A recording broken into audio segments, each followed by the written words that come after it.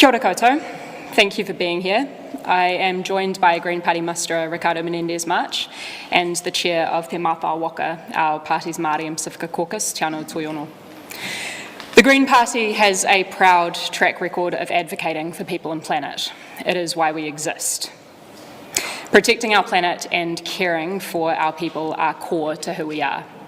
And as co-leaders, Marama and I have clear expectations that our MPs are guided by those values and maintain a high standard of behaviour in everything that they do, both inside and outside of Parliament.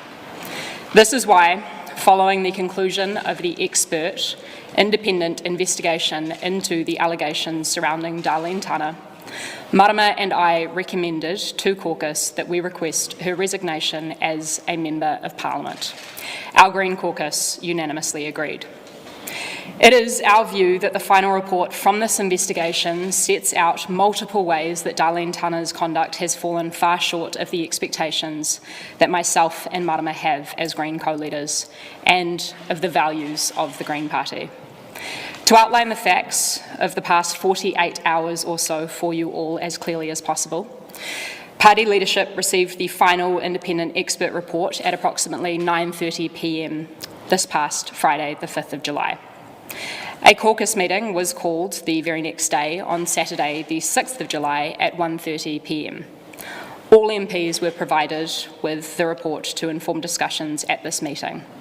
Ahead of this discussion, Marama and I advised our Green caucus that we would be seeking their endorsement for our recommendation to request Darleen Tana's resignation from Parliament. Darleen was invited to present at that caucus meeting and did so alongside her lawyer and another support person. She then left the meeting to allow caucus to discuss the recommendation, and prior to that decision being made, she wrote to the party secretary and our parliamentary chief of staff notifying us of her resignation from the party.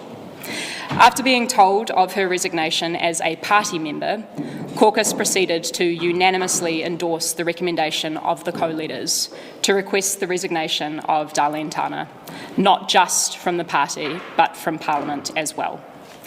That night, Marama, Ricardo and I wrote to the Speaker to inform him that Darleen Tana is no longer a member of the Green Party Parliamentary Caucus. Marama and I then wrote to Darleen Tana formally requesting her resignation as a Member of Parliament. We are in the process of contacting all parties named in the executive summary in relation to their privacy interests, with the intention of releasing that executive summary of the report as soon as practically possible. To be clear, our preference would have been the immediate release of the full report, but we must continue to follow good practice around privacy rights and law. Happy to take your questions. You want her gone from Parliament altogether. What has she said to you when you said that? At present, she has not yet responded to the substance of that request. What has been her defence?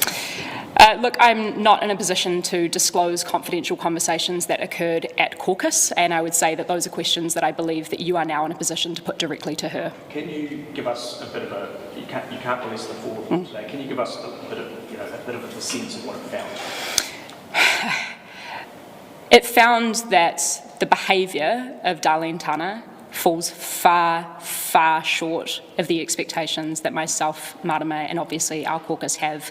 Expectations not just of Green MPs, but of any Member of Parliament. More so than that, myself and Marama are very clear that it is our view that Darleen Tana has been far from forthright or upfront with us. Is that in relation to the way that they've treated migrant workers in their business? Again, Benedict, unfortunately we can't get into the specifics of the report. There of course is abundant reporting out there, which I'm sure all of you will be kind of drawing on, but the basic facts are that the content of the report is such that it is crystal clear to myself and Marama that Darleen Tana's behaviour falls far short of our expectations of any Member of Parliament. I don't think it's appropriate for her to remain in Parliament. Absolutely. Will you be using the rock jumping rules to get her out of Parliament? So we've not discussed that yet as a caucus, nor have we discussed that as a party. Right now the ball is sitting in Darleen's court, and as I reminded her, I actually attempted to call her twice this morning, as well as writing to her this morning to inform her that this stand-up would be occurring and that we would be disclosing all of this.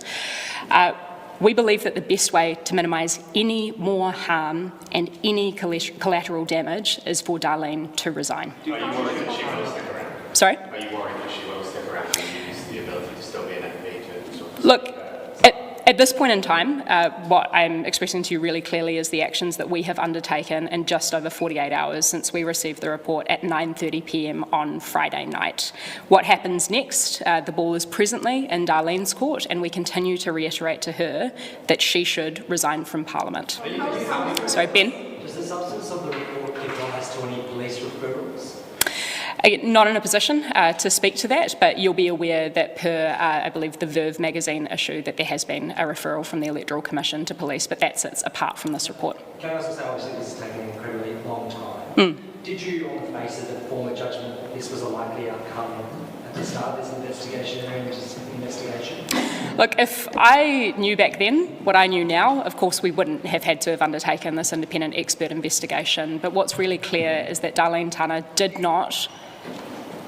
was not upfront with myself and Marama as co-leaders, and to that effect, we instigated this process and we've got to where we've got to. How many of the code of conducts from your code of conduct did you treat? So just on a prima facie read of it, our general election 2023 candidate code of conduct at the very least is evidently, or on the kind of first read of it, breaching what we consider to be appropriate conduct in terms of candidates conducting themselves in a way which upholds the good name of the party, also identifying conflict with others as the conflict arises, and also at paragraph 14 to promptly disclose any historical information which could bring the party into disrepute. Thomas? Just a quick question. The walker jumping legislation, the Greens have been opposed to it for some time.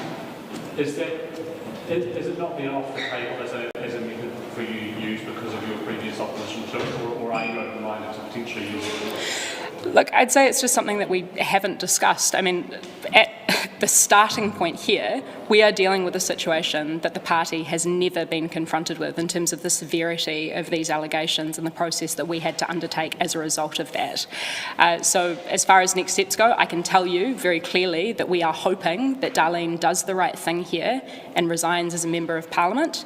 If she does not do that, then further discussions will ensue. The severity of these incidents is such that it might trump the Green Party's very long-standing opposition to using tools of that kind. I'm presently not in a position to answer that. As I was just kind of reflecting on with regard to the process that we have undertaken to even come to this position to request Darleen Tana's resignation, that was a unanimous caucus decision. So any discussions about this, I'm simply not in a position to say today. Sorry, we'll finish Thomas's line. What makes the severity of these incidents so much worse than anything the Greens have been opposed to? As we've said, this kind of goes to the core of who we are in terms of the allegations that have been swirling publicly with regard to the likes of migrant exploitation, for example. This is really serious and it goes to the core of who we are and everything that we have long campaigned on. It's the main issue that you have. Felix? It's the main issue that you have around those allegations that have come to light with Darleen Tana, or more so that she misled the party, which is the bigger one issue for you? To be honest, both. The report itself is crystal clear on myself, Marama and the caucus's read that Darleen Tana's behaviour is completely out of line with the behaviour that we expect of not only Green MPs but of Members of Parliament. And in addition to that, it is our very strong view that she misled myself and Marama. As a treaty-centric party, are you comfortable, are you confident that you follow due process in terms of upholding the Tiriti o Waitanga process in how you dealt with a wahine Māori and a Māori? Thank you for the question, and I will refer in a second to Te Ano Tuiono, obviously as chair of Te Mātua Waka, our Māori and Pacifica caucus. But what I can say at the outset here is that we're not discussing who Darleen is. We're discussing what she has done. And she was engaged from the outset in terms of the initiation, signed off the terms of reference for this investigation, and we have done absolutely everything that we can. I can put my hand on heart and say I personally, as well as Marama, have bent over backwards to engage in good faith and as transparently as we possibly can with Darleen. That extends also to me calling her personally on the Saturday morning prior to that caucus call to invite her to present to us, attempting to make direct contact with her twice this morning, and also Te Ano calling her yesterday. Can I just ask you, whakaaro, kōrero i te hapori Māori wahine, that the Green Party is unsafe for our wahine Māori. This is the second wahine you have lost. How safe, Pātai, how safe is the Green Party for wahine Māori? I guess I'd just firstly acknowledge the fact that I, of course, am a Pākehā co-leader, and I am standing here without our wahine Māori co-leader, the Honourable Marama Davidson. To that effect, I would also make it abundantly clear that Marama was actively involved in all party and all caucus discussions to get to this point over the weekend. But Tiana, you know more? But the question is, Tiana, is the party racist? Is it unsafe for wahine Māori? No, I wouldn't go there. And just to acknowledge that Marama has been engaged in this process, even on the weekend as well. So this is not about who Darleen is. This is about what she has done. And just to note that when you're down at the marae, you look after your ringawera. When you're down at the marae, you look after your ringawera. If you're down at your workplace, you look after the workers. And we've got a long-standing tradition of standing up against migrant exploitation and standing up for workers' rights, and that's what's important here. Engari, i te reo Māori, i te reo. He aha te take kaore I tū tētahi aro ke tanga mō Julia, whai muri ake e ngā kōrero mōna, e mea ana I te tūki no hia te whakahaere I o te tua e ia. He rere ki te tukanga tō Julian Genta tērā I mea te koe, I te mea kei mua noa te tērā I te Privileges Committee. Nō reira, he rere ki tērā tukanga. Tēnei tukanga kei te whakaaro ke māta ki ngā āhuatanga o ngā ringawera, kei te whakaaro ke māta ki ngā āhuatanga ki ngā kaimahi, me te mea matua, ko ngā mōtika kaimahi, he mea matua kia mātou nā kākāreki. I kaha māta ki te tautoko nā uniana. Tērā te take I hairana mātou ki rungi tēnei ara, tēnei wā. Ko koe te rangatira o tēnei kāte, whenau. Engari, I roto I tō wairoa, I roto I tō manawa, I tautoko koe tēnei tūkanga?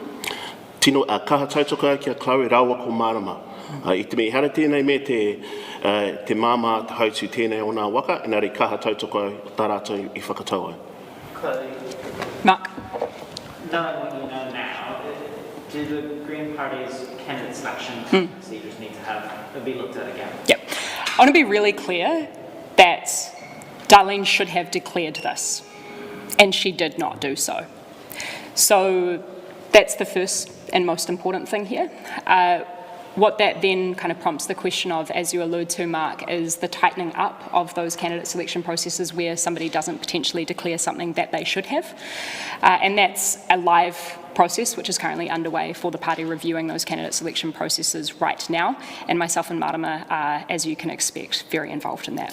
And with the report now wrapped up, can you speak to why it did take so long to get here? What I can say is that the expanded scope of the inquiry as more allegations came to light and we made those decisions. Yeah. Chloe, how much credibility has the party lost over this?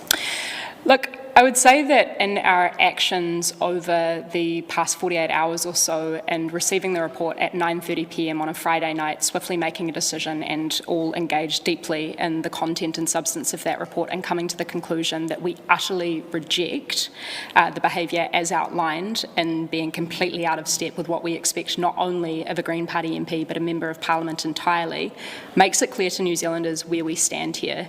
I would also really like to point out that while I understand all of our shared frustrations in terms of the length of time that this report has taken, it has provided us with a robust set of evidence to make the recommendation that Marama and I did to our caucus and for our caucus to unanimously agree to request the resignation of Darleen Tana. So how would you assess the task ahead of rebuilding credibility after? Yeah, well, the planet's burning. We have amongst the highest rates of wealth inequality that we've ever seen on record. We have a Minister of the Crown saying that he's really keen to decimate our native species in order to open up coal mines. We have a housing crisis. We're really keen to move forward, giving you everything that we have and everything that we possibly can to draw a line under this and to focus on the issues that matter to New Zealanders. How can people trust? Well, we're giving you everything that we've got, and we're being clear about the process that we engaged in to make the decision that we did, and we're working at pace, but in compliance with privacy law, to release that report as swiftly as we possibly can. Do you know that you and Marama have sort of been took backwards to work with Darleen, as well as possible? By comparison, how responsive has Darleen been throughout this process? Has she made it easy or difficult for all of you? Look, well, I've already alluded to the fact that our very strong conclusion is that she has not been forthright or upfront with us, which is the very reason that this investigation had to be initiated in the first place. We could have completely curtailed that had there been that transparency at the beginning.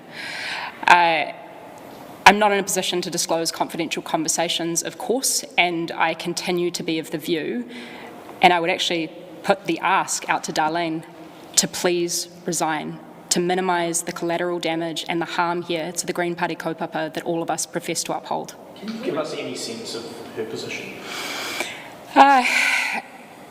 I think that it's probably most appropriate for you to ask her of that. I'm not here to represent anybody else other than those who stand in the Green Party caucus. Would you expect her to pay back her salary, which has been suspended for 116 days now, collecting money from the taxpayer? Do you expect her to pay back? For sake of this investigation, which, as I've just articulated, has had to occur by virtue of that lack of being upfront from the outset.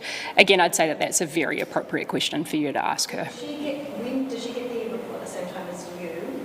Also, how long was the meeting, and has the report, or will the report be passed on to police at any point? So just to answer those in succession, so we received the final version of the report at 9:30 on Friday night.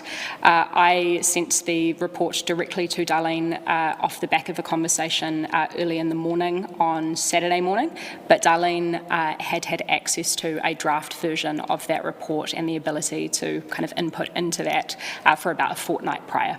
Yes. And then, sorry, what was the other part of the question? How long was the meeting on Yep. Saturday, and has the report, or will the report at any point be sent or passed on to police? With regard to the policing question, I simply can't tell you. Obviously, we're presently in a position where we're the ones who commissioned that report, and we're going through a process with regard to consultation. Should the police approach us, that would, I guess, change the kind of facts here, and we're always willing to engage in good faith as far as that goes. But then to, so the other part of the question, how long the meeting was, it would have been a few hours. And just on, you were talking about issue of climate change before, how much responsibility does the Green Party take for rebuilding to be a base party, and the last 6 months has not been, the majority of it has not been spent about that. Yep. How much rebuilding does your party need to do? I guess just to offer a personal reflection to begin with, I'm finding it really hard to reconcile somebody who I thought I knew and loved with the behaviour that is outlined in this report, which falls far short of the expectations and, again, what I thought I knew of this person participating in ostensibly upholding our Green Party kaupapa. I also want to be really clear that we need to disentangle what is currently happening with regard to the rough few months that we have had. Scandals sit entirely apart from the trauma that we have faced from the death of one of our colleagues in the form of Whaanana Efessel Collins. That also sits entirely apart from Marama Davidson's breast cancer diagnosis and treatment. We take responsibility for and will act as swiftly as we can with our values at the forefront, and have done in responding to all of the other things that have occurred. What were those further allegations? Why did you need to expand the investigation if it's really just about, was she upfront with you? Because ultimately we were interested in getting to the bottom of what Darleen Tana knew when.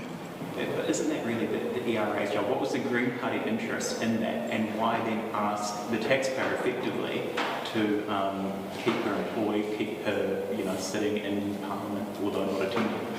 Again, all of this could have been did not need to happen had we received forthright and upfront engagement at the outset. This report, this investigation would not have had to occur. To your point on kind of the taxpayer and that engagement with regard to the independent expert report, as far as that goes, and as you all will know because there's plenty of public reporting on it, We initiated this report out of our Green Party Parliamentary Office. All party leaders' offices have funds that they have discretionary availability or access to. But in discussions with the Speaker, per that expanded scope and also the shared responsibility that we believe that the party has, that burden or that cost shifted to the parliamentary party. What was the share of that? Sorry? How much did it cost all? I don't have that off the top of my head for you, but if you would like to, I can put you in touch with those within the party. A few questions following up on others. You spoke to Anna about the police referral or not. You said police would approach you. Do you not see it's your responsibility if you have information that could suggest that the board is welcome to pass on to police? But to be really clear at this point in time, I am not aware of anything within that report that necessarily impacts any of those investigations or otherwise. So, of course, to be crystal clear, we are here to engage with whomever to make sure that we get the best possible outcomes for transparency, for good faith and for justice. You also said that Darleen had access to a draft report about a fortnight. When did you get access to a draft?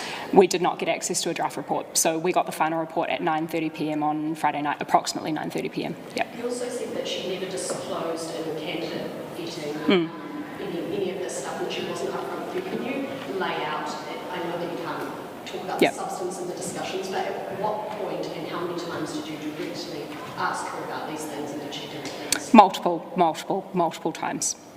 Just going back on the disentanglement of the trauma scandals in doing their work. I mean, like, you say that you must do it, but are you able to do it? Like, has this been one of the hardest moments of your career? Yeah, man. Yeah, I come here, all of our Green Party MPs come here because we believe in climate and social justice, and we fight tooth and nail for that kaupapa. We hold strongly to the view that no one person changes the world alone, but the kind of counterfactual to that is that no one person is bigger than the kaupapa. How furious are you at Darleen Tana with that in mind? I feel utterly betrayed. What's your message going to be to members at your AGM if they're going to pick up the cost of this investigation? One would imagine they're frustrated at the last 12 months with the avoidable scandals. What are you going to tell them about their continued faith in you? I'm really excited about the AGM in Christchurch. I'm excited about the opportunity for us to engage fulsomely with our party members and, transparently and in good faith, and to work through all of this. Is there an opportunity for the caucus to say, we are sorry on behalf of the members who have screwed up, that the caucus hasn't really been able to fulfil on what members who are giving you money sort of expect from you? If I can be really clear, despite the fact that we have, absolutely had a rough last few months, I think all of you in the gallery can reflect on the fact that our MPs have still, pound for pound, been punching far above our weight. Just look at what's happened in Scrutiny Week. Look at our holding government ministers and the Prime Minister to account in question time. The parliamentary work has continued, and so too has the campaigning. So for anyone who's interested in that, I'd recommend that they get involved in our renters campaign. Aside from Marama's ongoing cancer treatment, are you hoping that today sort of marks the closing of what has been a pretty difficult chapter for you guys? Yeah, we are absolutely hoping to just draw a line under things and to get back to talking about and focusing all of our energy on what matters to people and planet. And on that, when is the Privileges Committee likely to look back on this? Ricardo? The Privileges Committee work continues to be ongoing, and it would be a breach of privilege for me to talk about issues that haven't been tabled in Parliament. Is there any timetable that is publicly speakable? I would be breaking privileges to be divulging that sort of information, but I can say that it's still within the Privileges Committee. While you are at the microphone, just in terms of, the Greens have had a very long history in terms of reaching out to migrant communities and shining light on migrant exploitation. Have you heard from those migrant communities about how they felt about this incident, and what would be your message to them if they are feeling a wee bit betrayed by a party that they thought that has historically been violent? I take no joy in having to expel a member of a caucus, and our commitment to tackling and ending migrant exploitation remains unwavering. We will continue working alongside the migrant community to stamp out migrant exploitation from Aotearoa, and you would have seen just last week the fruits of our labour, for example, in Loasi Latu's case, where we were able to support the family to obtain a 5-year visitor visa.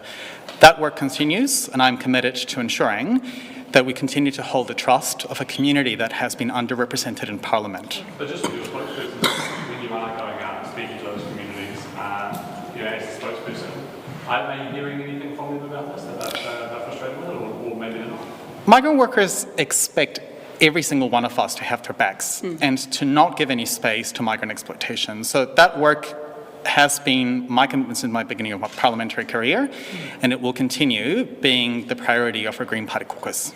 Can I just pick up on your point, Chloe, around the tikanga process? Could you step us through how you use tikanga process for the inquiry around that? So to be really clear, and again just to reiterate, as the Pākehā co-leader, I don't kind of hold that space nor profess to speak on behalf of anybody other than myself. But everything that I have done has been an active participation with Marama Davidson as our co-leader and obviously as a member of Te Mātā Waka, our Māori and Pacifica caucus. What we have done with this process is, as much as humanly possible, uphold our Green Party values of appropriate decision-making, of good faith, of natural justice, and of transparency. So we have tried as best as humanly possible, especially since we got that final report on Friday night, to engage with Darleen, and have continued up until this morning and throughout this afternoon, and remain available to her should she wish to put this to bed and to draw a line under it, which continues to be our view of the best way to wrap all of this up. So, Te Anō then, in terms of closure, how te tekano o te pāti e te whakawāti e tēnei? Ahei au te haere ki tōna marae, ki tōna whare, te noho mo te kapiti, ka ahei au ki tērā. Hoi anō, ka tautoko au nā kōrero a tō Chloe, rawa ko Marama, i te me i hehe rata ki te kōrero kia Darleen, kia whakariti nā te horopaki kia ahei kia horo tēnei tukanga, engari karikau. Hoi, kei tua te tērā, ka wāti au ki te haere ki tōna whare, ka hihe au. He pirani koutou ki te hui ki aia me tōna Ki te hihe aia. Ko te katoa nā pōro, kei tōna taha o te kōti. You've been to visit her, were you saying? No, what I was saying that I'm open to going to go see her if she wants. Yep. But as a rōpū katoa te whakawāti, te whakahaumaru, tēnei kaupapa, e pirani koutou ki te haere, ki te whakahui, ki te hui ngai, i a koe, i a ia, i me tōna whānau, me ona whānau. If she wants, yes.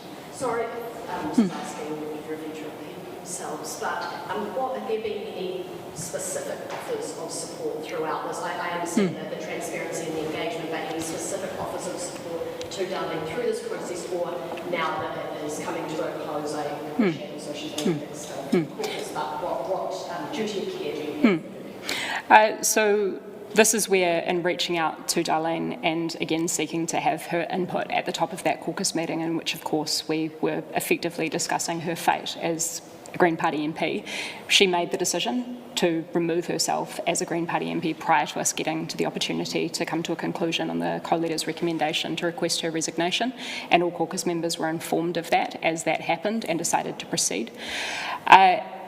We see our duty of care or our engagement with Darleen to continue to keep those lines of communication open, and as Te Anō has alluded to, we have also been more than willing to, in whatever form that looks like, go to her and try and work with her to de-escalate this. Did the Greens take Just on when I was referring to responsibility earlier, I was referring to situations like this, some of the behaviour that described as unacceptable in the past, and also some of the MPs who have come out and said that they want more support. Yep. Just in reference to that last question, will you be changing the way the Green Party looks after and also deals with the MPs in the future regarding this sort of strain? Yep. So I've been pretty clear about the fact that something that I'm actually quite grateful for over the last few months is that a number of members of Parliament from actually all political parties have reached out and expressed their care and concern, reflecting on similar circumstances that have occurred within their own caucuses in recent history. And what that I think really points to is the fact that this place, our Parliament, still continues to be an environment that's not conducive to getting the best out of people. There is an accountability and a responsibility that each political political party and the leadership of that party or those parties has to take in order to try and make things as best as possible in that reality. And to that effect, I absolutely take accountability for that, as does Marama. So I guess to offer some broader reflections, throughout this process, and particularly throughout the last few months, but also especially over the last 48 hours or so, I can tell you hand on heart that this caucus has been forged in fire. We have a group of people who are incredibly focused and unified on moving forward and dealing with the issues that actually matter to people. And to that effect, of course there's going to be evolution in the way that we do things, but, all systems are just the sum of their parts, and those parts are just people, and we're dealing with humans and their fallibility at the end of the day. You've been discussing the code of conduct from the candidates. Do you have an MP code of conduct, and has Darleen broken that as well? Darleen's behaviour absolutely falls far short of what we expect of our MPs. You will appreciate that there are a number of internal documents that MPs sign up to, including the likes of our party caucus agreement, which, yes, prima facie and also based on our charter principles, yes, we consider to have been breached. Do you think you took this seriously enough when it first emerged, this issue? Look, I'd say again, Benedict, if we knew what we know now, then we absolutely could have just not done the investigation. But we only know on crystal clear basis what we know now because of that independent expert investigation. And it is crystal clear that there are multiple instances in which we consider that Darleen has not upheld the values or the behaviour that we expect, not only of a Green MP, but a Member of Parliament entirely. But you knew about these allegations for quite a while before the media found out. It was when the media found out, that she stood down. Personally, I knew about this on the week that I became co-leader, and we acted within, having a conversation with Darleen. And again, had we had forthright information provided to us at that point in time, then we may not have had to go down the track that we did. But I can expect, and I think we can all expect, that there will be a lot of lessons that are learnt from this process. It's the first time that we've been confronted with something like it, and I'm absolutely open to all due scrutiny in terms of how we've handled it. Does the report go into the way you guys have handled it at all? I can't comment on the details of that. As I've said, I am really keen, and Marama is really keen for us to release this as soon as we can, but need to consult with all the parties as named in the report. That's why, for sake of expediency, we have sought to consult immediately with those, and already have this morning, with those who are named in the executive summary. So, Chloe, am I hearing that the party does take some responsibility in what has occurred? We commissioned the report, and we absolutely stand by doing everything. Previously, in terms of the process that you use for candidate selection, there's a range of issues that the party now needs to go through and investigate, because this isn't this is actually the third Wahine Māori that has left the party, if we go back to Nzherald today. So does the party take responsibility in some of the processes that it has around support? If I can be crystal clear, all three of those instances are markedly, radically different on the basis of the facts. I hear you on that. But again, as Tiano said, what we're talking about here is not who Darleen is, but what Darleen has done. And to your point around taking responsibility, I absolutely take responsibility for everything that I possibly can in this, and I will be held accountable to, and will put myself in front of all of you for sake of scrutiny on the actions that we take. But what I can tell you is that I very strongly believe, and will stake everything on the fact, that I genuinely believe we have done everything that we possibly can with our values at the forefront. So, can I go back to your being a treaty-centric party? It is not who they are, it is what they did. But for Te Ao Māori, it is who they are. So you're not going to take notice of who they are in terms of Māori, wahine, whakapapa, iwi, hapu. That is not going to factor into any of your ideologies of being a treaty-centric party. You don't care that they're... I think we do care, and that is incredibly important. But if you look at it from, if you look at it, I heard the co-leader twice now saying it wasn't who they are. And if I can be crystal clear on that, we're talking about the outcome of this report and the behaviour which breaches the standard, the long-standing behaviour over multiple years, which breaches the standards that we expect of Green Party MPs. Myself and Marama Davidson, on the basis of that report, made a recommendation to our caucus, which includes our Te Mata Waka MPs and party representatives, to work through that process and to come to the conclusion that they did on unanimously endorsing the recommendation of co-leaders to request the resignation of Darleen Tana. That, I think, sits apart from, as you are speaking to very clearly, the responsibility that we have to uphold Te Tiriti o Waitangi. So I'll offer Tiana the opportunity to speak to that. If you are down at the marae, there's an obligation on you to look after your ringawera.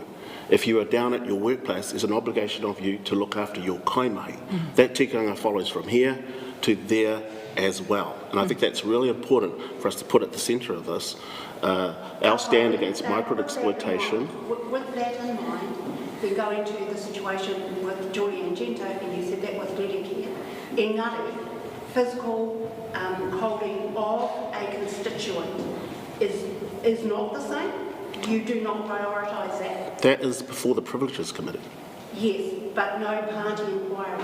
So I'm just trying to get a sense of why the party has not used the same process around a Pākehā MP and your Māori women MP. Julianne immediately acknowledged what had happened and apologised for it in the House of Parliament. But no inquiry from the party. Because she acknowledged what had happened and took accountability for it, and the Privileges Committee flows from that. This is different insofar as we did not have here, with this case of Darleen Tana, acknowledgement of what had happened. In fact, it is our view that in fact we have been met with obfuscation. We have not been able to ascertain as co-leaders basic facts which prompted the need for this investigation. So you can front Te Ao Māori and you can say that your process that you used with one MP is the same as you used with your Wahine Māori MPs. They are no different, that you had used the same process. We didn't need to use the same process because there were different things that occurred at the outset. At the outset, we did not get upfront information from Darleen Tana, which led to the need for this investigation. In the instance of the Honourable Julianne Genter, she immediately, in the space of the House, on public record, acknowledged what she had done, apologised for it, and has been participating in the consequences of that behaviour. But subsequent to that were allegations that she had bullied a small business owner. There was no follow-up inquiry around that by the party. Again, we've remained completely willing to engage with anybody who should be interested in holding our MPs accountable. That is our job, that is our duty. Why no inquiry? See, this goes to the heart of what you're saying around process, procedure.